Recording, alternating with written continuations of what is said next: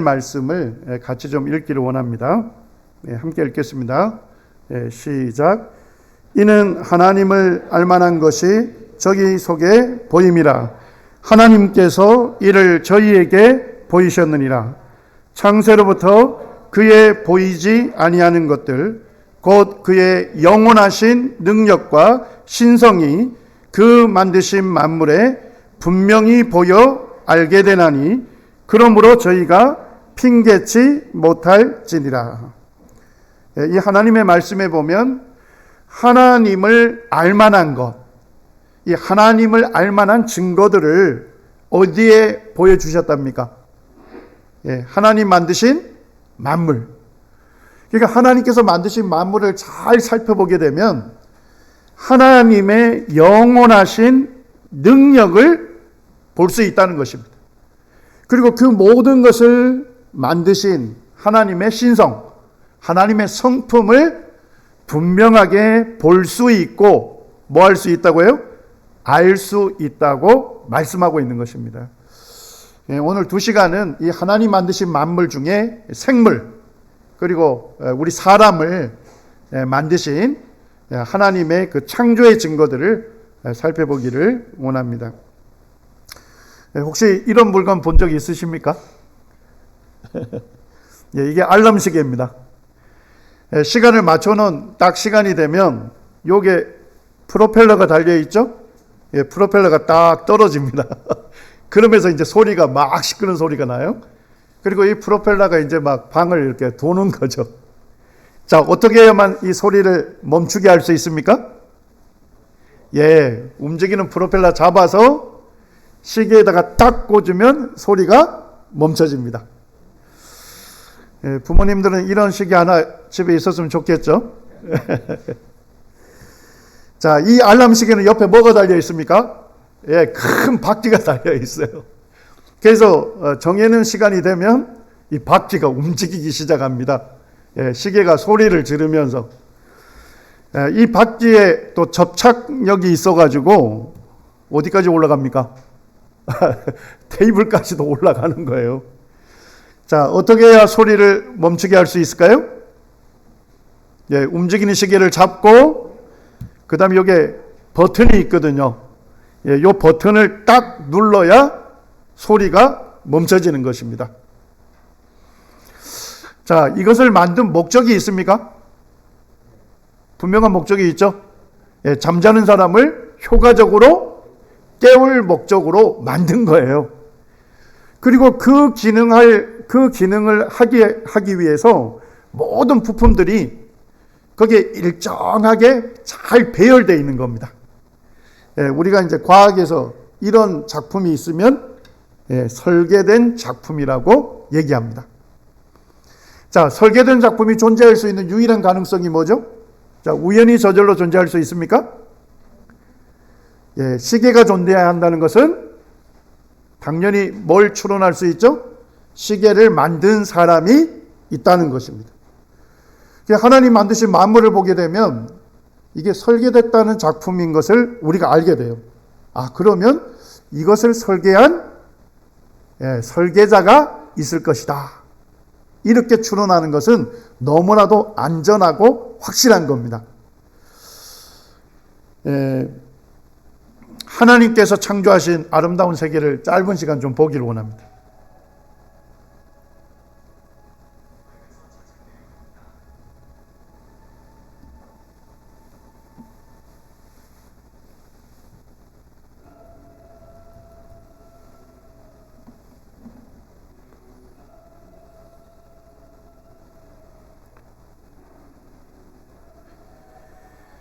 이 아름다운 경이로운 세계를 성경 시편에서는 주께서 지혜로 그들을 다 지으셨다.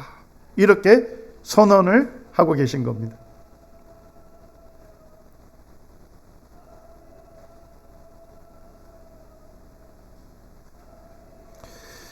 오늘 이제 하나님의 이 경이로운 작품 중에서 생물 몇 가지를 우리가 살펴보기를 원합니다. 혹시 이 말리폴이라고 하는 새 보신 적 있나요? 우리나라에 없어요. 이게 이제 호주에 많고 뉴질랜드 쪽에 서식을 많이 합니다. 몸짓은 닭만 합니다. 자, 그런데 새들은 이 알을 부화시키잖아요. 새끼로 부화시키는데 대부분 어떻게 합니까? 알을 품죠. 제 선배님이 그 조류학자인데 이분이 이제 딱따구리 일생을 연구했어요.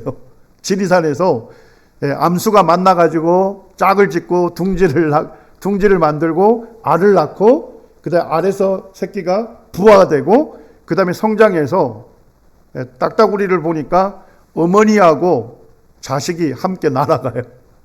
아버지를 놔두고 그렇게 되더라고요.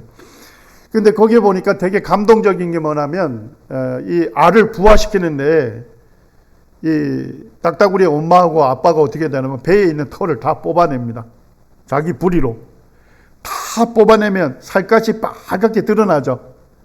그게 다 모세혈관이잖아요. 그래서 피는 따뜻하잖아요. 그 털을 다 뽑고 알을 배에다 품는 거예요. 그리고 정확한 시간에 엄마하고 아빠하고 교대하면서 24시간을 그 알을 품는 겁니다. 이렇게 품어가지고 새끼로 부화가 되는 거죠. 근데 이 말리포울새는 절대 알을 품지를 않아요. 근데 놀라운 것은 뭐냐면 그 알에서 새끼로 부화가 된다는 겁니다. 자, 여기 보면 이제 말리포울 암수가 한 쌍이 딱 짝을 지으면 그날부터 뭐를 하느냐? 요 발가락하고 부리를 이용해서 구덩이를 팝니다. 그래서 구덩이가 넓이가 3m, 깊이가 1m 정도의 구덩이를 파요. 자, 그 다음에 어떻게 하느냐 하면 옆에 낙엽들이 있죠. 그 다음에 식물들 잎사귀 뭐 이런 것들을 전부 잘라가지고 여기 채워요. 근데 요거를 채우고는 바로 모래를 안 덮어요. 제가 동영상 보니까 요걸 다 채운 다음에 언제를 기다리냐? 비가 추적추적 올 때까지 기다려요. 그래서 비가 추적추적 와서 여기에 있는 식물들이 충분히 적셔지면 그 다음에 어떻게 해요? 모래를 가지고 와서 넓이 5m, 높이 1m의 말 그대로 우리가 볼 때는 무덤처럼 만들어요. 그래서 이 말리포울을 우리말로는 무덤새라고 하는 겁니다. 자, 요거를 만드는 데만 얼마 기간이 걸린대요? 4개월 동안. 결혼하자 말자 4개월 동안 이 구덩이를 파고 잎사귀를 잘라가지고 채우고 비에 충분히 적신 다음에 그 다음에 모래로 쌓는 거죠. 알고 봤더니까 그게 알을 부화시키는 그 둥지가 되는 겁니다. 그래서 이 절단면에 보게 되면 여기 충분히 식물들 꺾어놓은 것들이 있죠. 그리고 비가 올 때까지 기다린 이유를 아시겠어요? 비가 와서 충분히 적셔져야만 뭐 할 수 있죠?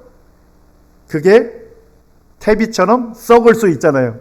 자, 썩으면서 뭘 내요? 열을 내잖아요. 그래서 이 둥지의 온도가 올라가게 되는 겁니다. 그래서 몇 도까지 기다리냐? 33도까지 기다려요. 자, 33도가 된다는 걸 어떻게 할까요? 이 말리포울은 아주 독특한 새인데 부리의 온도계가 있어요. 그래서 0.1도 단위로 정확하게 측정합니다. 그래서 이 둥지를 만든 다음에 시간마다 어떻게 하느냐? 다시 헤쳐가지고 부리로 찍으면서 온도를 측정해요. 그렇게 해서 33도가 되면 어떻게 할까요? 요거 1m를 파고 들어가서 알을 낳습니다. 그리고 다시 덮어요. 자, 근데 밤이 되면 어떻게 되죠? 온도가 떨어지죠. 그러면 어떻게 하느냐? 찍어서 33도로 내려가면 다시 또 낙엽을 끌어 모아서 그걸 덮습니다. 보온을 시켜요. 자, 낮에 태양이 뜨거우면 어떻게 되죠? 너무 올라가 버리죠? 그러면 어떻게 하냐? 그 위를 헤쳐가지고 환풍을 시켜줍니다. 이렇게 해서 알을 낳는데요. 이 알을 한꺼번에 다 낳으면 좋은데 6일마다 하나를 낳아요. 그러니까 6일이 지난 다음에 다시 1m 파헤쳐서 또 알을 하나 넣고 덮어보죠. 그리고 이제 33도로 계속 유지하고 그리고 6일 지나면 또 하나 낳아서 한 몇 개 정도 낳는답니까? 25개를 낳는데 알 낳는 기간만 해도 몇 개월이에요? 5개월입니다. 자, 그 다음에 알을 낳은 다음에 이제 부화하는데 걸리는 시간이 있겠죠. 그게 2개월입니다. 자, 그러면 암수가 만나가지고 둥지를 만들고 그 다음에 알을 낳고 마지막 새를 부화시키는 데까지 총 얼마 기간이 걸리죠? 자, 둥지 만드는데 4개월, 알 낳는데 5개월, 마지막 알이 부화되는데 2개월, 전부 합치면요, 11개월이라는 긴 부화기를 통해서 자식을 길러내는 거예요. 자, 그런데 놀라운 것은 뭐냐면 알에서 새끼가 딱 부화될 때 그 새끼는 어디에 있죠? 그 무덤 속에 있죠? 그래서 어떻게 하느냐, 관찰을 해보니까 수직으로만 올라옵니다. 정확하게 수직으로 해서 1m를 뚫고 나와요. 15시간 정도 걸려서. 자, 만약에 옆으로 가면 어떻게 될까요? 넓이가 5m잖아요. 옆으로 가면 더 많은 거리를 뚫고 나와야 되죠. 그러면 죽을 수 있는 거예요. 근데 놀라운 것은 뭐냐면 이 말리포는 중력을 감지해요. 그래서 수직으로만 착 올라와요. 그래서 15시간 걸려서 이제 탈출을 하게 되는데, 놀라운 것은 뭡니까? 나온 지 24시간 이내에 부모로부터 독립해서 혼자 살아요. 그리고 생후 2년 정도가 되면 다시 또 암수가 만나서 짝을 짓고 11개월이라는 긴 기간을 통해서 다음 세대를 이어가는 겁니다. 참 독특한 새죠. 자, 우리 한번 생각해 보시죠. 낙엽이 썩으면서 열을 낸다는 것을 이 새가 어떻게 알았을까요? 낙엽 다 꺾어요. 바로 모래 안 덮어요. 비가 올 때까지 기다리는 거예요, 계속. 그래서 충분히 적셔져야 모래를 덮어요. 자, 낙엽이 충분히 비에 젖어야 열을 낸다는 것을 어떻게 알았을까요? 자, 부리로 온도를 측정한다는 걸 어떻게 알았을까요? 둥지의 온도가 33도로 유지돼야 알에서 새끼가 나온다는 것을 어떻게 알았을까요? 자, 세 가지 가능성이 있습니다. 자, 첫째, 부모에게 배웠을까요? 예? 자, 나온 다음에 몇 시간 이내에 부모로부터 독립한대요. 24시간 이내에 부모로부터 떠나서 독립을 한다니까요. 그러니까 부모로부터 배우기에는 너무나도 시간이 짧죠. 자, 두 번째, 오랜 경험에 의해서 터득한 지혜일까요? 둥지 온도를 한 50도로 만들어 봤어요. 익어버리네. 그래서 요번에 한 20도로 해보자 이렇게 해서 11개월 걸려서 20도로 해보니까 요번에 애체 안 나오네요. 자, 이런 오랜 경험에 의해서 터득된 지혜라고 한다면 말리포는 지상에 존재하지 않겠죠. 생물학자들은 뭐라고 합니까? 본능이라고 합니다. 본능이 뭐죠? 그대로 번역하면 돼요. 본래 가지고 있는 능력. 그러니까 이미 출생 전에 뭘 갖고 있다는 거예요? 프로그램 되어 있는 지식이라는 겁니다. 자, 그러면 프로그램이 존재할 수 있는 유일한 가능성은 뭐죠?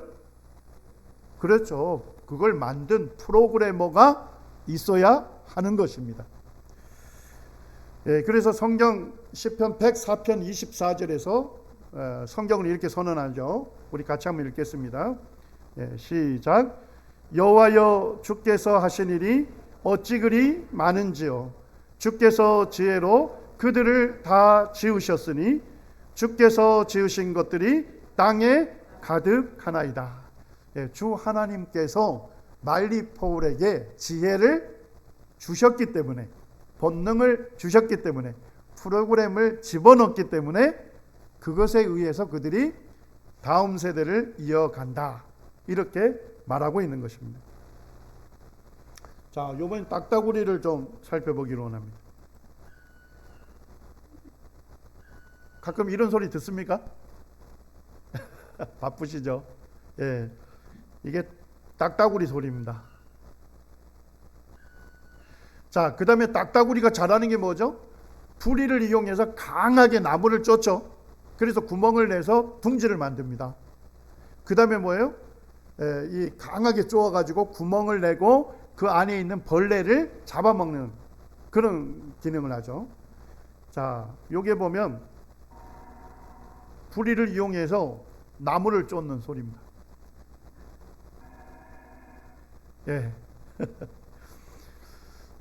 이제 어떤 분이 쓰기를 숲속의 외과 의사다 이렇게 이제 얘기를 했는데, 자, 나무 깊숙이에 있는 벌레를 잡아먹으려면 딱따구리가 눈으로 볼 수 있을까요? 없을까요? 없겠죠. 그래서 이 딱따구리 혀 끝에 뭐가 있느냐 하면 이 센서가 있습니다. 센서. 그래서 딱딱한 나무인지 말랑말랑한 벌레인지를 잘 구별할 수 있는 감지기가 있어요. 자, 근데 나무 깊숙이에 벌레가 있으면 혀가 길어야 할까요? 짧아야 할까요? 예, 그래서 자기 부리 길이의 4배나 긴 혀를 갖는답니다. 그러니까 여기 사진을 찍은 건데 혀가 너무 길어가지고 다 안 나온 거예요. 예. 자, 그래서 이제 나무 깊숙이에 있는 벌레를 잡아먹기 좋을 만큼 혀가 충분히 긴 거죠. 자, 요건 좋죠. 자, 근데 염려되는 게 뭡니까? 자, 혀 끝으로 가서 벌레를 잡았어요. 먹으려면 어떻게 해야 되죠?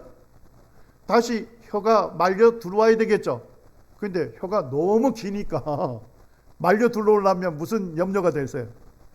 그렇죠. 목에 꽉 찰까봐, 질식할까봐 염려하죠. 네, 근데 염려를 붙들어 매시기 바랍니다.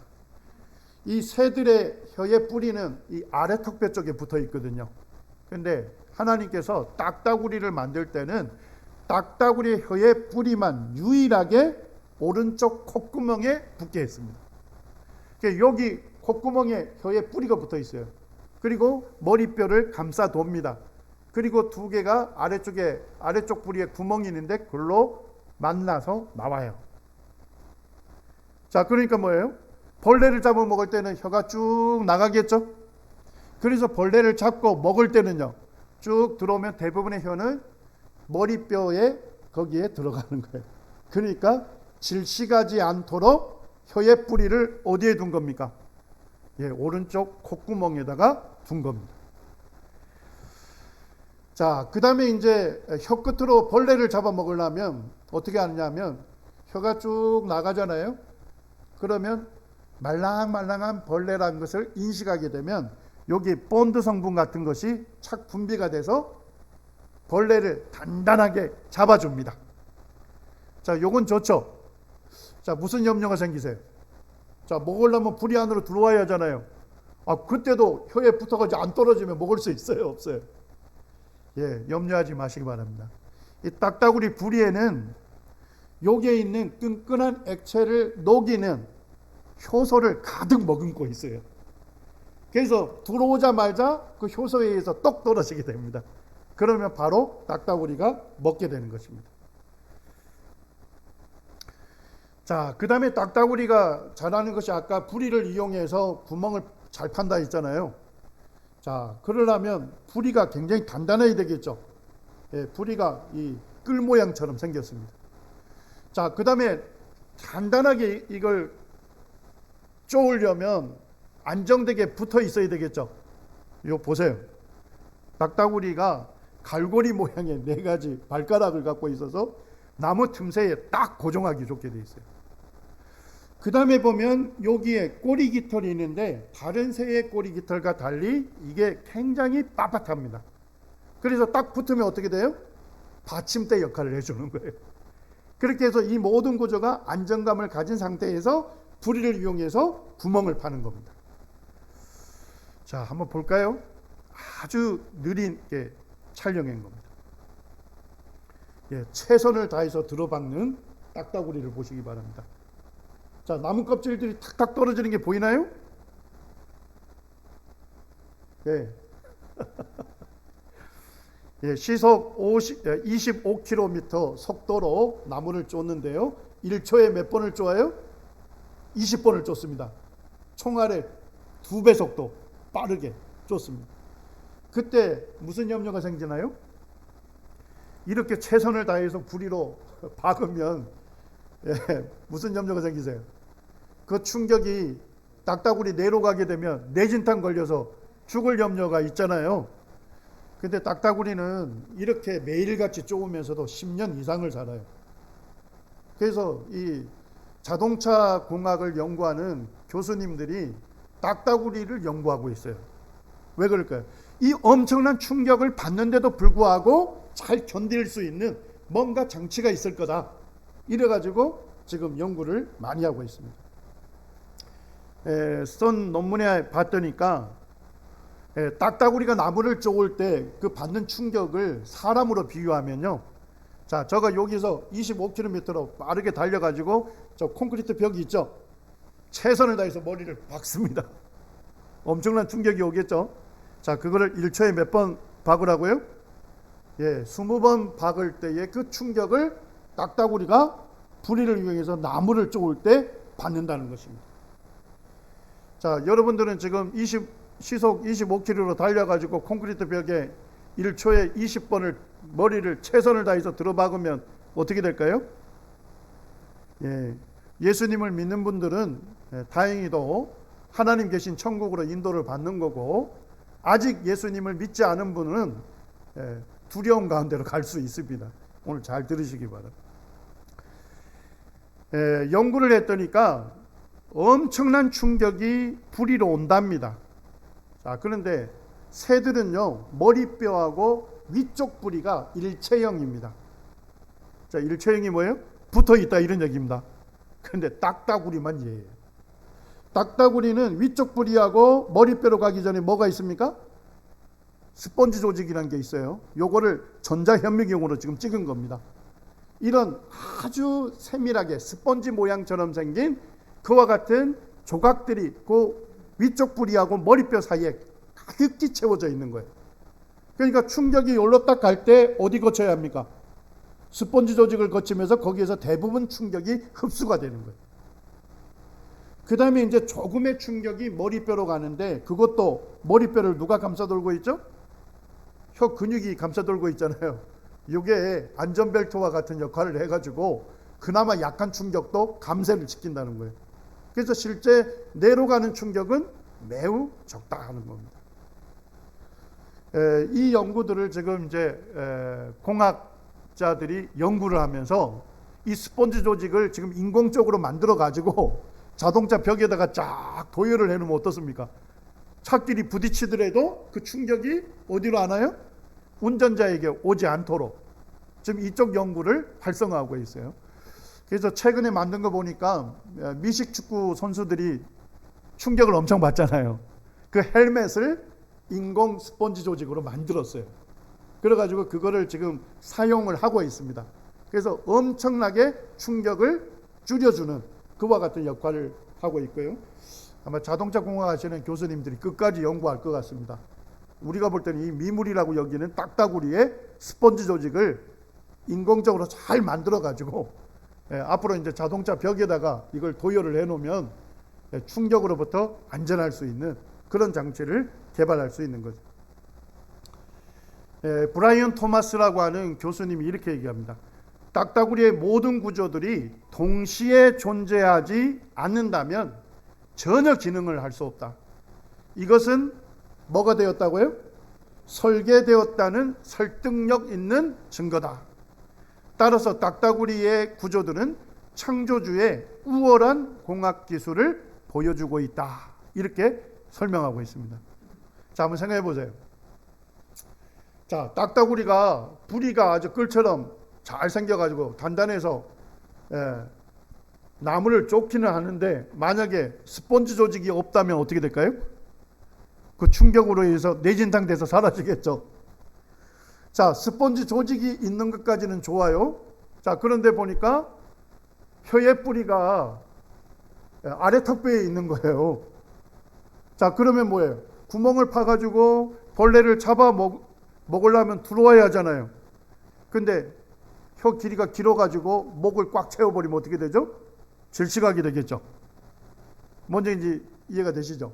그러니까 모든 구조들이 동시에 존재해야만 딱따구리가 기능할 수가 있다는 겁니다. 그러니까 결국 이거는 설계된 작품이라는 겁니다. 디자인됐다는 겁니다.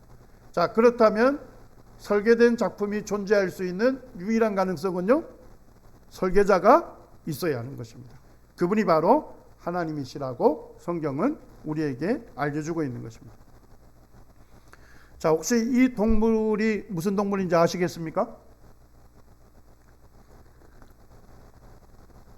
김해도 바닷가를 접하고 있기 때문에 잘 맞추실 것 같아요. 바다 생물입니다. 그리고 이제 저가 굉장히 즐겨 먹는 예, 바다 생물입니다. 예, 문어입니다. 예, 문어의 눈이 있고요. 문어의 입이 있습니다. 예. 예, 문어가 굉장히 똑똑하다죠. 예, 그래서 뭐 심지어는 뭐까지 합니까? 월드컵에 어느 나라가 우승할 거냐 이래가지고 문어가 나라 이름이 써져 있는 공을 딱 택하는 거예요.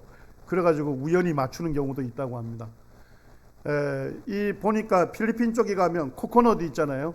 사람들이 먹다 버리면 그게 강을 통해서 바다로 흘러가잖아요.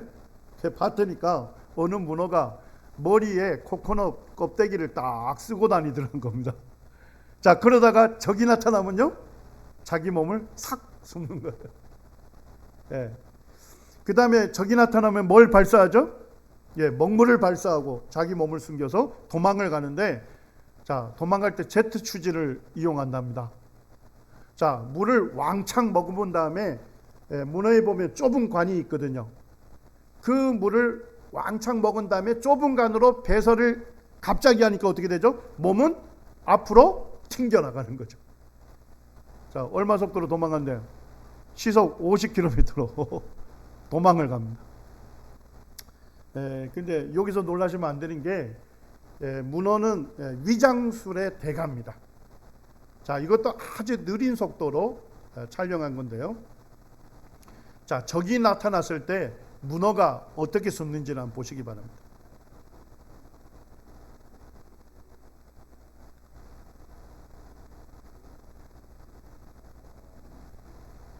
보셨나요? 자, 첫째, 문어가 저기 딱 나타나면 거기 해초 쪽으로 갔죠. 자, 뭐가 똑같습니까? 첫째, 색깔이 똑같죠? 두 번째, 모양이 똑같죠? 얼마나 웃기냐면요, 문어가 자기 피부를 그걸 세워가지고 해초를 만들어요. 근데 더 웃기는 건 만지면 질감까지 똑같답니다. 그래서 파도가 치면 어떻게 해요? 그것이 문어의 그 피부로 만든 해초 그 모양이 그대로 똑같이 움직인다는 거예요. 자, 요렇게 위장하는데 시간이 어느 정도 걸릴까요? 예, 1000분의 1초 만에 위장을 해버려요. 그래서 봤더니까 피부에 크로마토포레스라고 하는 세포가 있는데, 그 세포가 노란 색소주머니, 빨강, 검정 색소주머니가 있어가지고 거기에 있는 해초와 똑같은 모양을 몇 초 만에 만들어내요? 1000분의 1초 만에 그걸 똑같이 위장을 한다는 것입니다. 여러분들 텔레비전 프로 중에 동물의 세계가 있죠? 자, 동물의 세계 앞에 뭐가 붙죠? 신비한 동물의 세계. 근데 이 신비자라고 하는 한자가 뭡니까? 신자가 신자에다가 비자가 비밀 비자입니다. 그러니까 하나님께서 그 생물을 어떻게 창조했는지 그 설계의 비밀을 알게 될 때 우리가 무슨 느낌을 갖게 돼요? 신비한 느낌을 갖게 되는 것입니다. 욥기 12장 7절에서 10절 말씀을 우리 좀 같이 읽기를 원합니다. 함께 읽겠습니다. 시작. 이제 모든 짐승에게 물어보라. 그것들이 내게 가르치리라. 공중의 새에게 물어보라.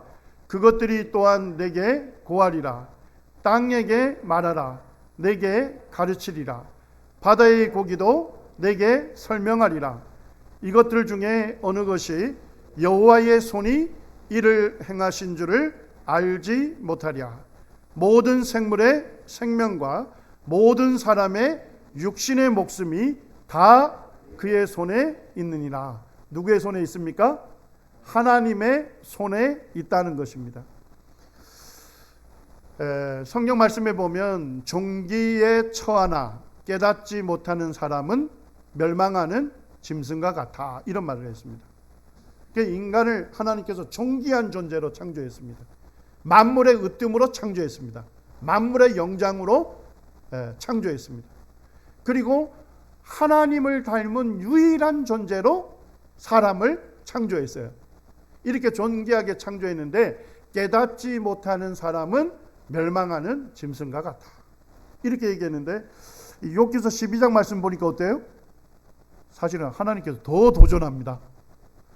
너에게 생명을 주신 분이 누군지를 모른다면 누구에게 물어보라는 겁니까? 이제 모든 짐승에게 물어봐라. 그런다면 짐승이 너에게 가르칠 것이다. 공중의 새에게 물어봐라. 딱따구리에게 물어봐라. 그러면 그것들이 내게 알려줄 것이다. 바다의 고기에게 물어봐라. 그러면 설명해 줄 것이다. 이것들 중에 어느 것이 여호와 하나님의 손이 이를 행하신 줄 알지 못하랴.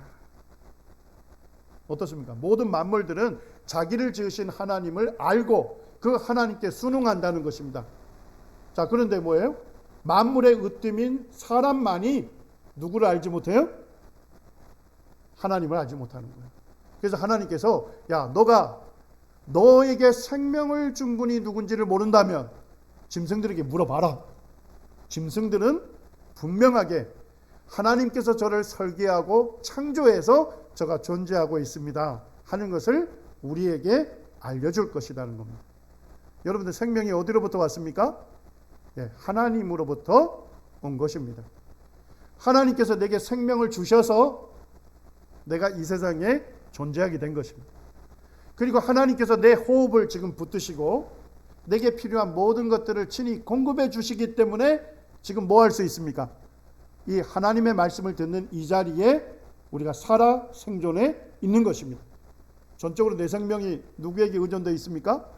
하나님께 되어 있습니다. 하나님께서 내 생명을 취하시면 그것이 바로 죽음인 것입니다.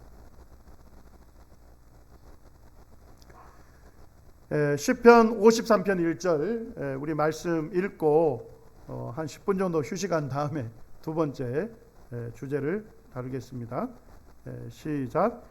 어리석은 사람은 그 마음에 이르기를 하나님은 없다 하도다. 저희는 부패하며 가증한 악을 행하며 선을 행하는 자가 없도다. 하나님께서 어리석은 사람은 어떤 사람이라고 합니까? 하나님의 존재를 부인하는 사람을 얘기하는 것입니다. 여기에 보면 영국의 리차드 도킨스라고 하는 교수님이 하나님 안 믿는 분이에요. 무신론자예요. 근데 무신론자일 뿐만 아니라 하나님을 믿는 사람들을 굉장히 비판하고 공격하는 도전적인 무신론자예요. 이분이 런던에서 무슨 캠페인을 하고 있냐면요, 무신론 캠페인을 하고 있어요. 자, 버스에다가 이걸 써놓은 거예요. 거기 보니까 There is probably no God. 자기가 보니까 아마도 하나님은 없는 것 같다는 거예요. 그러니까 Now stop worrying. 이제 염려 멈추어라. 걱정하지 마라. Enjoy your life. 너의 삶은 너의 것이니까 너의 삶을 즐겨라.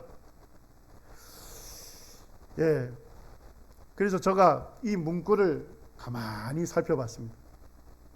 이 교수님 뭐라는 거예요? 자기가 보니까 하나님이 없는 것 같아. 그러니까 뭐예요?